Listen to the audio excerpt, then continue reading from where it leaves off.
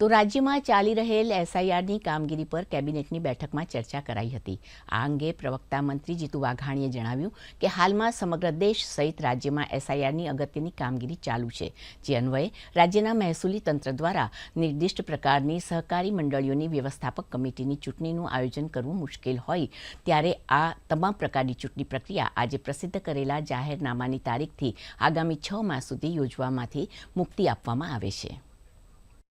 આપણે સૌ જાણીએ છીએ કે એસઆઈઆરની અગત્યની કામગીરી એ થઈ રહી છે ત્યારે મહેસૂલી તંત્ર દ્વારા નિર્દિષ્ટ પ્રકારની સહકારી મંડળોની વ્યવસ્થાપક કમિટીનું ચૂંટણીનું આયોજન એ કરવું મુશ્કેલ બની રહે છે। સહકારી મંડળીઓ કે જેની ચૂંટણી પ્રક્રિયાઓ ચાલુ છે અથવા ચૂંટણીની પ્રક્રિયાઓ હાથ ધરવાની થાય છે તેઓને આજના જાહેરનામાથી એટલે કે જાહેરનામાની તારીખથી આગામી 6 માસ સુધી સદર અધિનિયમ કલમ 74 ગ તથા કલમ 145 ક થી વની જોગવાઈમાંથી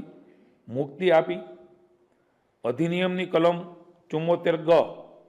હેઠળની તમામ પ્રકારની નિર્દિષ્ટ પ્રકારની સહકારી મંડળીઓની વ્યવસ્થાપક સમિતિની ચૂંટણી પ્રક્રિયા આ જાહેરનામાની તારીખથી આગામી 6 માસ સુધી યોજવામાંથી મુક્તિ આપવાનો નિર્ણય એ પણ મારા વિભાગે આજે જાહેરનામાથી પ્રસિદ્ધ કર્યો છે।